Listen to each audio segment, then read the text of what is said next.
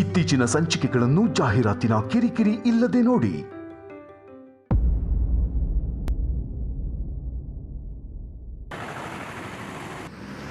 ಬಾಸ್ಕಿ, ನಿನ್ ಗಾಡಿ ಮೈಲೇಜ್ ಎಷ್ಟು ಕೊಡುತ್ತೆ? 70 ಲೀಟರ್ಗ 2 ಲೀಟರ್ಗ? ಲೀಟ್ರಿಗೆ. ನಿಂದೇನ್ ಕೊಡುತ್ತೆ? ಅವಾಗ ಕೈ ಕೊಡುತ್ತೆ. ಅಪ್ಪನ ಗಾಡಿ ಅಲ್ವಾ, ಮೈಲೇಜು ಸ್ವಲ್ಪ ಕಮ್ಮಿ. ಬಾಸ್ಕೆ ಏನು ಅದ್ಯಾಕೆ ಆ ಕಡೆ ಹೋಗ್ತಾ ಇದೀಯ? ಆಫೀಸ್ ಇರೋದು ಈ ಕಡೆ. ನೀನ್ ಹೋಗೋ ದಾರಿಲಿ ಹೋದ್ರೆ ಲೇಟ್ ಆಗುತ್ತೆ. ಇದು ಶಾರ್ಟ್ ಕಟ್, ಬೇಗ ಹೋಗ್ಬೋದು. ಬಾ. ಒನ್ವೇ ಕಣಪ್ಪ, ತಪ್ಪಾಗುತ್ತೆ. ನೀನ್ ಸರಿಯಾದ ದಾರಿಲಿ ಹೋಗಿ ಏನ್ ದಬ್ಬಾಕಿದ್ಯಾ ನಾನು ನೋಡಿದೀನಿ. ಬರಂಗಿದ್ರೆ ನೀನು ಬಾ. ಇಲ್ಲಪ್ಪ, ನಾನು ರೂಲ್ಸ್ ಎಲ್ಲ ಬ್ರೇಕ್ ಮಾಡಲ್ಲ. ನನಗೆ ರೂಲ್ಸ್ ಇರೋದೇ ಬ್ರೇಕ್ ಮಾಡೋದಕ್ಕೆ. ಆಯ್ತಾ? ಆಫೀಸಲ್ಲಿ ಸಿಗ್ತೀನಿ. ಬಾಯ್.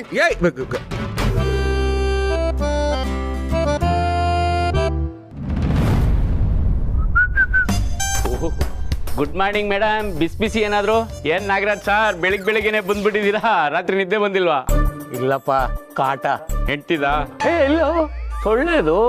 ಹಂಗಂದ್ರೆ ಹೆಂಟ್ ಸೊಳ್ಳೆನೇ ಇರ್ಬೇಕು. Good morning sir. Good morning ನಮ್ಮಯ್ಯ.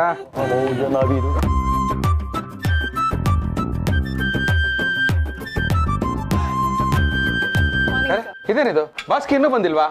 ಇವು ಮನೆ ಹಾಳು ಬರಲಿಲ್ಲ ಅಂದ್ರೆ ತಲೆಗಳು ಕೆಡ್ಸ್ಕೋಬೇಕು. ಅದೇ ಮನೆ ಹಾಳು ಬರಲಿಲ್ಲ ಅಂದ್ರೆ ತಲೆ ಕೆಡ್ಸ್ಕೋಬಾರ್ದು. ಹಾಗಲ್ಲಪ್ಪ, ಅವನು ಶಾರ್ಟ್ ಕಟ್ ಅಲ್ಲಿ ಬಂದ, ಸೊ ನನಗಿಂತ ಮುಂಚೆ ಬರ್ಬೇಕಲ್ವಾ, ಅದಕ್ಕೆ ಕೇಳಿದೆ ಅಷ್ಟೇ. ಬಂದ ಬಾಸ್ಕೆ. ಯಾಕಪ್ಪ ಲೇಟು? ಅಯ್ಯೋ, ಏನ್ ಹೇಳಿ ಶಿವು, ಯಾವತ್ತೂ ಇಲ್ದೇ ಇರೋ ಪೊಲೀಸ್ನವರು ಇವತ್ತು ಒನ್ ವೇಲ್ ಬರ್ತಾ ಇದೀನಿ ಅಂತ ಹಿಡಿದು 1000 ರೂಪಾಯಿ ಫೈನ್ ಹಾಕಿ ಕಳಿಸಿದ್ರು.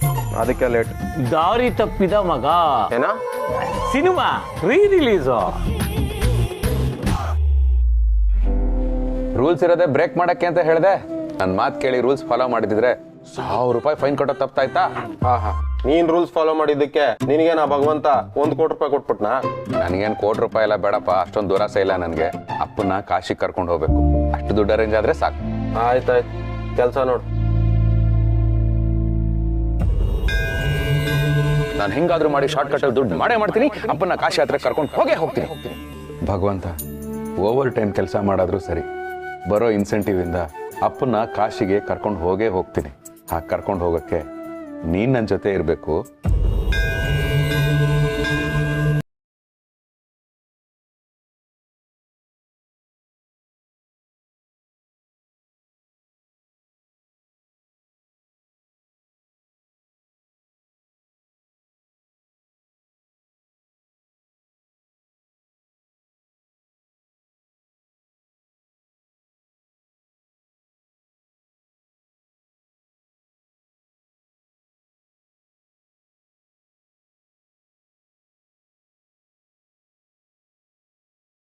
ಹಾಗಾಗಿ ನಿನ್ನ ನೋಡ್ಬೇಕಪ್ಪ, ಇಲ್ದ ಹೋದ್ರೆ ನನ್ನ ಆತ್ಮಕ್ಕೆ ಶಾಂತಿ ಸಿಗಲ್ಲಪ್ಪ.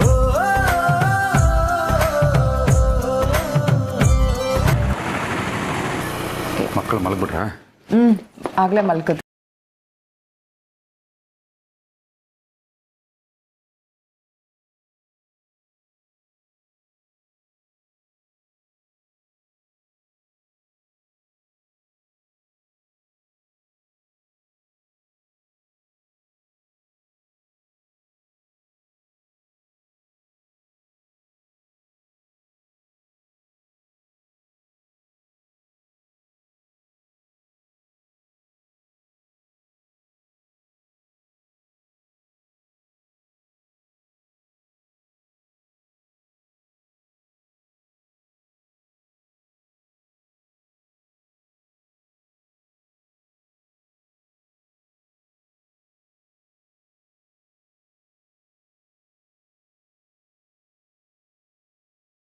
Every day overtime duty ಮಾಡ್ತಾನೆ ಇದ್ದೀರಾ, ಇವತ್ತು ಮನೆಗೆ ಹೋಗಲ್ವಾ? ಮನೆಗೆ ಹೋಗ್ಬಾರ್ದು ಅಂತೆಲ್ಲ ಏನೂ ಇಲ್ಲ, ಸ್ವಲ್ಪ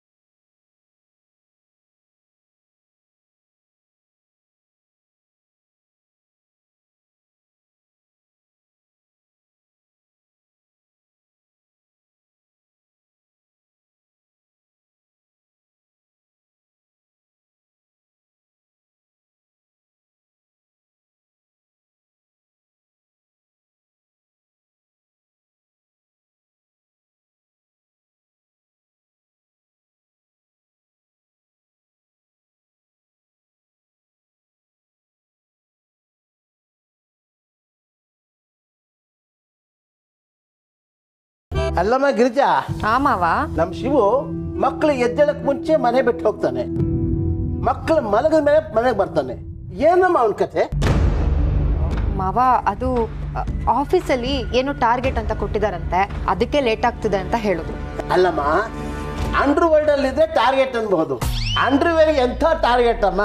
ಅಯ್ಯೋ ಮಾವ, ಆ ಟಾರ್ಗೆಟ್ ಅಲ್ಲ, ಕೆಲ್ಸ ಮುಗ್ಸೋದಕ್ಕೆ ಅಂತ ಒಂದು ಕಂಡೀಷನ್ ಇರುತ್ತಲ್ಲ, ಆ ಟಾರ್ಗೆಟ್. ಅಲ್ಲಮ್ಮ, ಇವನು ಅಸಿಸ್ಟೆಂಟ್ ಮ್ಯಾನೇಜರ್, ಇವನು ಬೇರೆ ಟಾರ್ಗೆಟ್ ಕೊಡ್ಬೇಕು. ಇವನು ಯಾರಮ್ಮ ಟಾರ್ಗೆಟ್ ಮಾಡೋದು? ಮಾವ, ಆಫೀಸಿಂದ ಏನೋ 1000 ಇರುತ್ತೆ, ನೀವು ಅದ್ರ ಬಗ್ಗೆ ಎಲ್ಲ ಚಿಂತೆ ಮಾಡಬೇಡಿ. ಹೋಗ್ಲಿ ಬಿಡು. ಅಕ್ಕ, ನಮಗೆಲ್ಲ ವಿಷಯ ಗೊತ್ತಾಯ್ತು.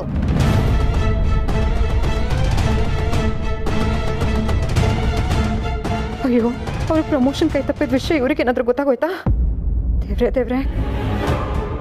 ಅದಕ್ಕೆ ಡೈರೆಕ್ಟ್ ಆಗಿ ನಿಮ್ಮನ್ನೇ ಕೇಳ್ಕೊಂಡು ಹೋಪ ಅಂದಳಿ ಬಂದು. ಈಗ ನೀವು ನಿಜ ಹೇಳ್ಕೆ ಗಿರ್ಜಮ್ಮ. ಯಾವ ವಿಷಯನೋ? ಮಾವ, ಅವ್ರು ತಮಾಷೆ ಮಾಡ್ತಾ ಇದಾರೆ ಅಷ್ಟೇ. ತಮಾಷೆ ಮಾಡೋಕಿದೆ ಅಂತ ಕಾಮಿಡಿಕೆಲ್ಲ ಸ್ಟೇಜ. ವಿಷಯ ಈಗಾಗಲೇ ಎಲ್ಲರಿಗೂ ಗೊತ್ತಾಯ್ತು. ಸತ್ಯವ ಸುಳ್ಳ ಅಂದೇಳಿ ಕೇಳ್ಕೊಂಡು ಹೋಪ ಅಂದೇಳಿ ಬಂದದ್ ನಾವು.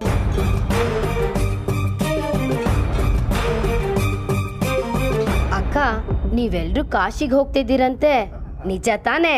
ಓ, ಆ ವಿಷಯನಾ? ಮತ್ ನೀವೆಂತ ಅನ್ಕೊಂಡ್ರಿ? ನಾನು ಅದೇ ಅನ್ಕೊಂಡೆ ಕಾಶಿ ಅವರೇ. ನೀವು ಬಂದ್ಬಿಡಿ, ದೇವ್ರ ದರ್ಶನ ಮಾಡ್ದಾಗತ್ತೆ. ಮಾವ, ಇವರಿಗೆ ರಜೆನೇ ಇಲ್ಲ ಅಂದಿದ್ರೆ ನಾವು ಬರ್ತಾ ಇದ್ವಿ. ನನಗೂ ಕಾಶಿಗೆ ಹೋಯ್ಕಂದಳಿ ಭಯಂಕರ ಆಸೆ ಇತ್ತು. ಅಲ್ಲಿಗೆ ಹೋದ್ಮೇಲೆ ನಮಗೆ ಇಷ್ಟವಾಗಿರೋದನ್ನ ಬಿಟ್ಟು ಬರ್ಬೇಕಂತೆ. ನನಗೆ ನನ್ನ ಹೆಂಡತಿ ಅಂದ್ರೆ ಭಯಂಕರ ಇಷ್ಟ ಬರ್ರ. ಅಲ್ಲ ತಮಾಷೆ ಹೇಳಿದ್ದೆ.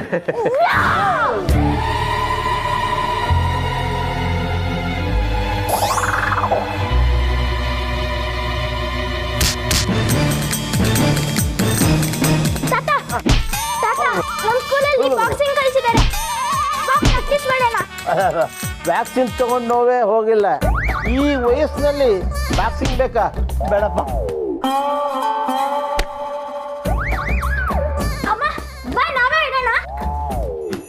ಉಪ್ಪಿಗಿಂತ ರುಚಿ ಇಲ್ಲ, ತಾಯಿಗಿಂತ ದೇವರಿಲ್ಲ. ನನ್ನ ಕೈಲಾಗಲ್ಲ ಕಣ, ಹೋಗಾಡ್ಕೊ.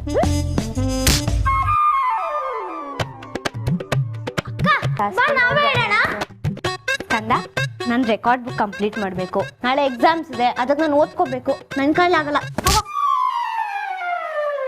ಚಿಕ್ಕಪ್ಪ, ಯಾರೂ ಬರ್ತಿಲ್ಲ, ಅಟ್ಲೀಸ್ಟ್ ನೀವಾದ್ರೂ ಬನ್ನಿ, ಒಂದ್ ರೌಂಡ್ ಆಡೋಣ.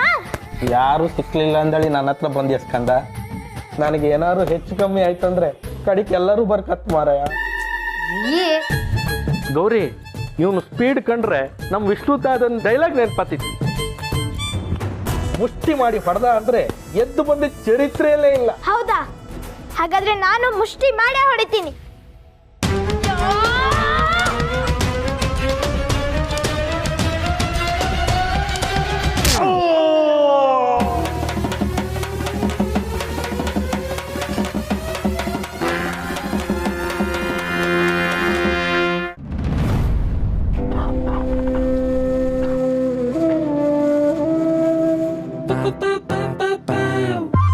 ಏ ಬಾಬು, ಎಂ ಬಾಬು ಆಯ್ತು ಎಂ ಬಾಬು. ಸ್ಯಾಲ್ರಿ ಬಂತಾ ಬಾಬು?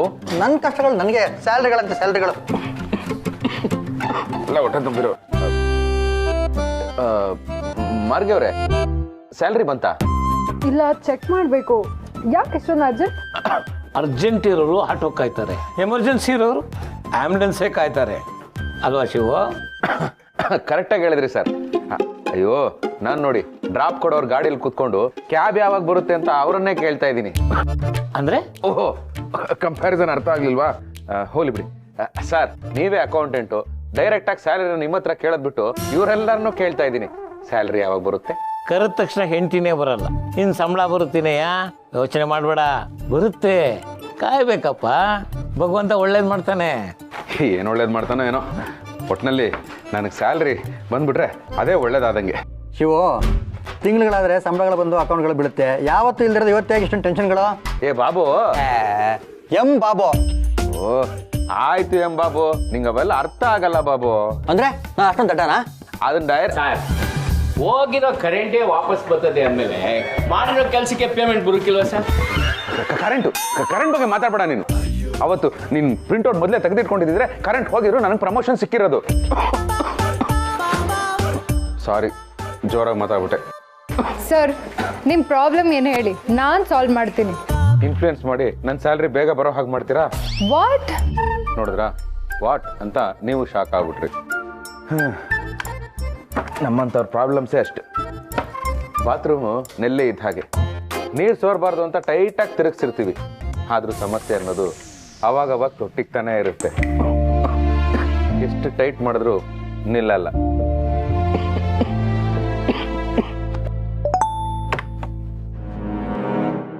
ಬಂತು. ಏನು? ಸ್ಯಾಲ್ರಿ ಮಾತ್ರ ಬಂತು. ಮತ್ತಿನೇ ಬರ್ಬೇಕಾಗಿತ್ತು. ಇನ್ಸೆಂಟಿವ್ ತುಂಬಾ ಸೆನ್ಸಿಟಿವ್ ಸರ್. ಸಂಬಳ ಮಾತ್ರ ಬಂದಿದೆ, ಇನ್ಸೆಂಟಿವೇ ಬಂದಿಲ್ಲ. ಕಾಮನ್ ತಂದಿದ್ದೇನೆ ನಿಮಗೆ. ಇಡಿಯಟ್, ದಾನನು ತೆಗೆದುಂಟಿಯಾ? ಒಳಗಡೆ ಬರ್ಬೇಕಾದ್ರೆ ಮೇ ಇನ್ ಕಮಿಂಗ್ ಸರ್ ಅಂತ ಕೇಳ್ಕೊಂಡು ಬರಕ್ಕಾಗಲ್ಲ? May coming sir. ಅದೇನ್ ಗೋಳು ಹೇಳೋ. ಸಂಬಳ ಬಂದಿದೆ, ಇನ್ಸೆಂಟಿವೇ ಬಂದಿಲ್ಲ. Is it? ಇನ್ಸೆಂಟಿವ್ ತಗೊಳ್ಳೋ ಮಟ್ಟಕ್ಕೆ ಕೆಲಸ ಮಾಡಿದ್ಯಾ ನೀನು? ಏನೋಪ್ಪ, ನಾವು ನೋಡೇ ಇಲ್ಲ ಸರ್. ಎಲ್ರಿಗೂ ಕಾಣಿಸೋ ತರನೇ ಕೆಲಸ ಮಾಡಿದ್ದೀನಿ ಸರ್. ನೀನ್ ಕೆಲಸ ಮಾಡೋದು ಕಂಪನಿ ಉದ್ಧಾರಕ್ಕಲ್ಲ, ಎಲ್ರು ನೋಡ್ಲಿ ಅಂತನಾ? ಅಯ್ಯೋ ಸರ್, ನೀವು ನನ್ನ ಮಾತನ್ನ ಬೇರೆ ತರ ತಿಂತಾ ಇದ್ದೀರಾ, ತಿಳ್ಕೊತಾ ಇದ್ದೀರಾ ಸರ್. ನಾನ್ ಸರ್ ನನ್ನೇ ಚೇಂಜ್ ಬರ್ತೀಯಾ? ಎಟ್ಟಯ್ಯ ಕೊಂಪು ನಿನಗೆ? ಸರ್, ಹೋದ ವರ್ಷ ಗೌರ್ಮೆಂಟ್ ಹಾಸ್ಪಿಟಲ್ ಫ್ರೀ ಚೆಕಪ್ ಮಾಡಿಸ್ದೆ. ಕೊಲೆಸ್ಟ್ರಾಲ್ ಏನೂ ಇಲ್ಲ ಅಂತ ಹೇಳಿದ್ರು ಸರ್. ಯು ಇರ್ರೆಸ್ಪಾನ್ಸಿಬಲ್ ಇಡಿಯಟ್, ನನಗೆ ಡೈಲಾಗ್ ಹುಡುಕ್ಯಾ? ಅದು ಈ ಮ್ಯಾನೇಜರ್ ಡಿ ಲಿಂಗರಾಜ್ ಹತ್ರ. ಸರ್, ನನಗೆ ಡೈಲಾಗ್ ಎಲ್ಲ ಹೊಡೆಯಕ್ಕೆ ಬರಲ್ಲ ಸರ್, ಬರೀ ಜಸ್ಟ್ ಮಾತಾಡ್ತೀನಿ ಅಷ್ಟೇ. ಆದ್ರೆ ಅದೇನೋ ಗೊತ್ತಿಲ್ಲ, ನಾನು ಮಾತಾಡಿದ್ರೆ ಅದು ಡೈಲಾಗ್ ಆಗ್ಬಿಡುತ್ತೆ. ಏನ ಹೀರೋನ ನೀನು? ಹೀರೋನೇನೇ ನೀನು? ಯಾವ ಸೀಮೆ ಕೆಲಸ ಮಾಡಿದ್ಯಾ ನೀನು? ಒಂದೇ ಒಂದು ಚಡ್ಡಿ ಮಾರಿಲ್ಲ, ಇನ್ಸೆಂಟಿವ್ ಕೊಡ್ಬೇಕಾ ನೀನು? ಇನ್ಸೆಂಟಿವ್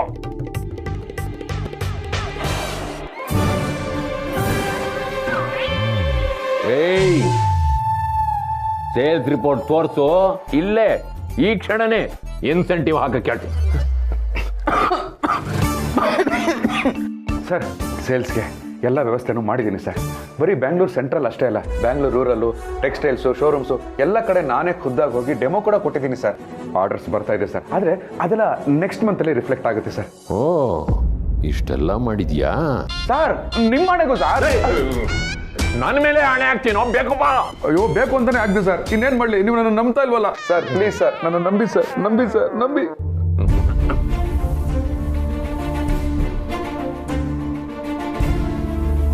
ಸರಿ ಸರಿ, ಏನೋ ಅಯ್ಯಪ್ಪ ಅಂತ ಕೊಡ್ತೀನಿ, ಬಾಕ್. ಸರಿ ಸರ್.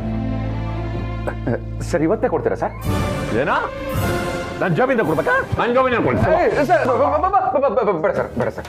ಅಕೌಂಟ್ ಕ್ರೆಡಿಟ್ ಆಗುತ್ತೆ. Thank you sir, thank you. ತಗೊಳ್ಳಿ ಸರ್. ಅಕಸ್ಮಾತ್ ನೆಕ್ಸ್ಟ್ ಮಂತ್ ಬಿಲ್ ಅಲ್ಲಿ ರಿಫ್ಲೆಕ್ಟ್ ಆಗದೆ ಹೋದ್ರೆ ಪೇಮೆಂಟ್ ಕಟ್ ಆಗುತ್ತೆ ಸರ್.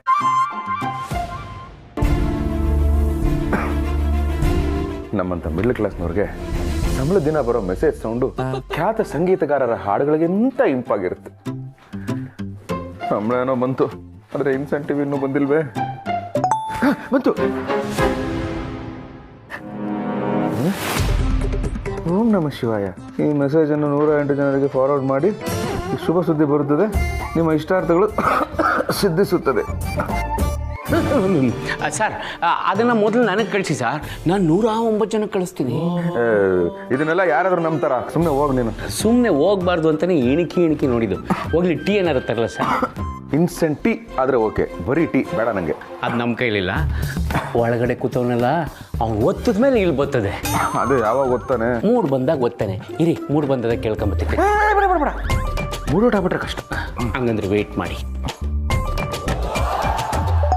ಬಂತು.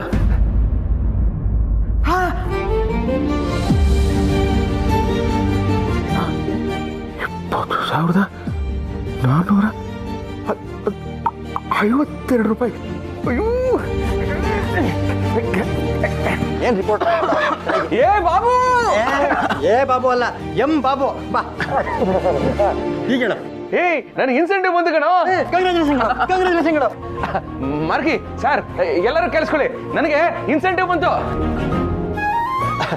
ರಾಮಯ್ಯ, ನನಗೆ ಇನ್ಸೆಂಟಿವ್ ಬಂತು. ಲೋ ಬಾಸ್ಕಿ, ಕೇಳಿಸ್ತು, ನೀನು ಇನ್ಸೆಂಟಿವ್ ಬಂತು.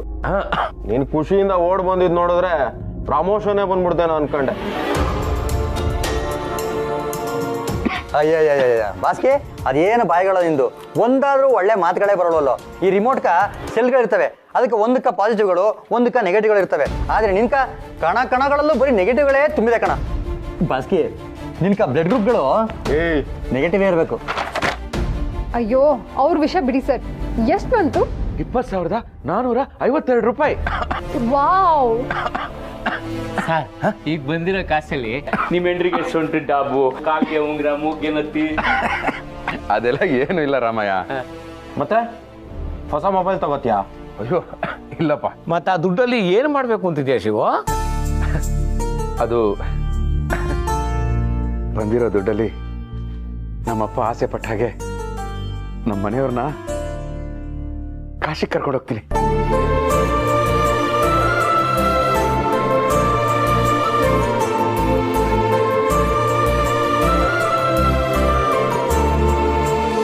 ಹೇ ಶಿವ, ಅಪ್ಪ ಅಮ್ಮನ ವೃದ್ಧಾಶ್ರಮ ಕಳಿಸೋ ಮಕ್ಕಳಿರೋ ಈ ಕಾಲದಲ್ಲಿ ಅಪ್ಪನ ಆಸೆ ತೀರ್ಸೋಕ್ಕೋಸ್ಕರ ಒಂದು ತಿಂಗಳು ಉಸಿರು ಕಟ್ಟಿ ದುಡ್ದಿದೆಯಲ್ಲ, ಆ ಭಗವಂತ ಯಾವಾಗಲೂ ನಿನ್ ಜೊತೆ ಇರ್ತಾನೆ. ಹೌದು ಸರ್, ಭಗವಂತ ನನಗೆ ಖಂಡಿತ ಒಳ್ಳೇದು ಮಾಡ್ತಾನೆ, ಸದಾ ನನ್ನ ಜೊತೆಗೆ ಇರ್ತಾನೆ.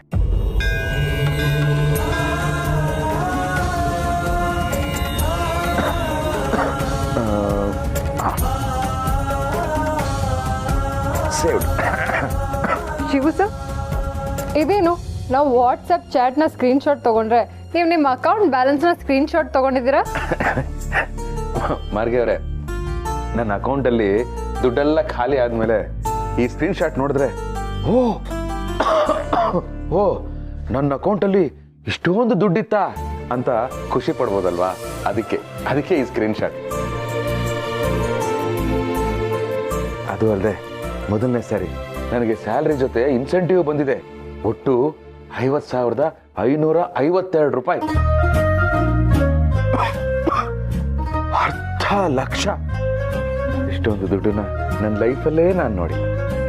ಅದಕ್ಕೆ ಒಂದು ಮನಿ ನೆನಪಿಗೆ ಅಲ್ಲ ಸವಿ ನೆನಪಿಗೆ ಈ ಸ್ಕ್ರೀನ್ ಶಾಟ್.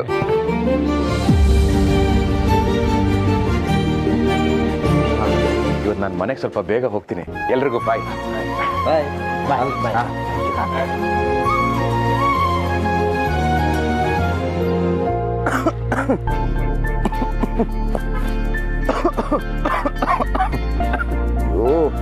ಏನ್ ಕೆಮ್ಮಪ್ಪ ಇದು ಭಗವಂತ. ನಾನು ಅದನ್ನೇ ಕೇಳಬೇಕು ಅನ್ಕೊಂಡೆ. ಓ ಭಗವಂತ, ಇದೇನಿದು ನಾನು ಕೇಳೋ ಪ್ರಶ್ನೆನ ನೀನ್ ನನ್ನನ್ನೇ ಕೇಳ್ತಾ ಇದೆಯಲ್ಲ? ಮಾಡ್ಕೊಂಡಿದ್ದು ನೀನೇ ಅಲ್ವಾ ಶಿವಪ್ರಸಾದ್, ಉತ್ತರನೂ ನೀನೇ ಕೊಡ್ಬೇಕು. ಅಯ್ಯೋ ನಾರ್ಮಲ್ ಕೆಮ್ಮು ಭಗವಂತ, ಕಾಫ್ ಸಿರಪ್ ತಗೊಂಡ್ರೆ ಸರಿ ಹೋಗ್ಬಿಡುತ್ತೆ.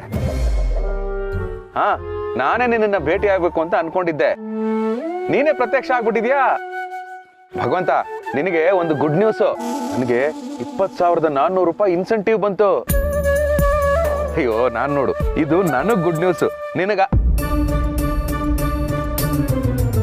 ಹಾಗಂತ ಯಾರು ಹೇಳಿದ್ರು? ನೀನ್ ಹೇಳಿದ ವಿಷಯಕ್ಕಿಂತ ನಿನ್ ಮುಖದಲ್ಲಿರೋ ಸಂತೋಷ ನೋಡಿ ನಿನಗಿಂತ ಜಾಸ್ತಿ ಖುಷಿ ಆಗ್ತಿದೆ. ಥ್ಯಾಂಕ್ ಯು ಸೋ ಮಚ್ ಭಗವಂತ. ಹುಷಾರು ಶಿವಪ್ರಸಾದ್, ಎಲ್ಲನೂ ಸಮವಾಗಿದ್ರೆ ಸರಿಯಾಗಿರುತ್ತೆ. ಹೆಚ್ಚು ಕಡಿಮೆ ಆದ್ರೆ ಯಾವುದು ಸರಿ ಇರಲ್ಲ. ಭಗವಂತ, ನೀನು ವ್ಯಂಗ್ಯವಾಗಿ ಕಾಲೆಳಿತಾ ಇದೆ ಅಂತ ಗೊತ್ತಾಗ್ತಾ ಇದೆ, ಆದ್ರೆ ಯಾವ ವಿಷಯಕ್ಕೆ ಅಂತ ಗೊತ್ತಾಗ್ಲಿಲ್ಲ. ದುಡ್ಡೊಂದೇ ಸಂಪತ್ತಲ್ಲ ಶಿವಪ್ರಸಾದ್, ಆರೋಗ್ಯ ಕೂಡ ಅದಕ್ಕಿಂತನೂ ಕಾಸ್ಟ್ಲಿ. ಅದನ್ನ ಕೈಯಾರೆ ಹಾಳು ಮಾಡ್ಕೋಬೇಡ ಅಂತ ಹೇಳಿದೆ ಅಷ್ಟೆ. ಎಲ್ಲದಕ್ಕಿಂತ ಮುಖ್ಯವಾದ್ದು ನೆಮ್ಮದಿ. ಭಗವಂತ, ನೆಮ್ಮದಿ ಕೊಂಡ್ಕೊಳ್ಳೋಕ್ಕೂ ದುಡ್ಡಿರ್ಬೇಕು. ನಮ್ಮ ಮಿಡಲ್ ಕ್ಲಾಸ್ ಲೈಫೇ ಅಷ್ಟು ಪಾಪ ನಮ್ಮಪ್ಪ ಜೀವನದಲ್ಲಿ ಇವತ್ತರೆಗೂ ಏನೂ ಕೇಳಿರ್ಲಿಲ್ಲ. ಕಾಶಿ ಯಾತ್ರೆಗೆ ಹೋಗ್ಬೇಕು ಅಂತ ಕೇಳಿದ್ರು. ಆ ಆಸೆನೂ ನೆರವೇರಿಸ್ಲಿಲ್ಲ ಅಂದ್ರೆ ನಾನಿನ್ನೆಂಥ ಮಗ. ನೀನೇ ಹೇಳ್ತಿರ್ತೀಯಲ್ಲ, ನಮ್ಮ ಮನ್ಸಲ್ಲಿ 2 ದನಿ ಇರುತ್ತೆ, ಒಂದು ಸರಿ ಇನ್ನೊಂದು ಊಫಿ ಅಂತ. ನನಗ್ ಸರಿ ಅನ್ಸಿದ್ದನ್ನ ನಾನು ಮಾಡಿದ್ದೀನಪ್ಪ. ಇನ್ನು ಆರೋಗ್ಯನ ಅದು ಚೆನ್ನಾಗೇ ಇರುತ್ತೆ. ಯಾಕೆ ಹೇಳು, ಅಕೌಂಟಲ್ಲಿ ದುಡ್ಡಿರುತ್ತಲ್ಲ.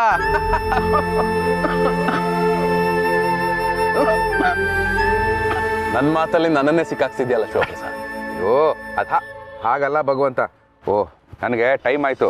ನಾನೀಗ ಕಾಶಿಗೆ ಟಿಕೆಟ್ ಬುಕ್ ಮಾಡಿಸ್ಬೇಕು, ಲಗೇಜ್ ಪ್ಯಾಕ್ ಮಾಡ್ಕೋಬೇಕು, ತುಂಬಾ ಕೆಲಸ ಇದೆ. ನಾನು ನಿನ್ನನ್ನ ಕಾಶಿಲೇ ಭೇಟಿ ಆಗ್ತೀನಿ. ಭಗವಂತ, ನಿನ್ನ ಆರೋಗ್ಯ ಜೋಪಾನ. ಬರ್ತೀನಿ.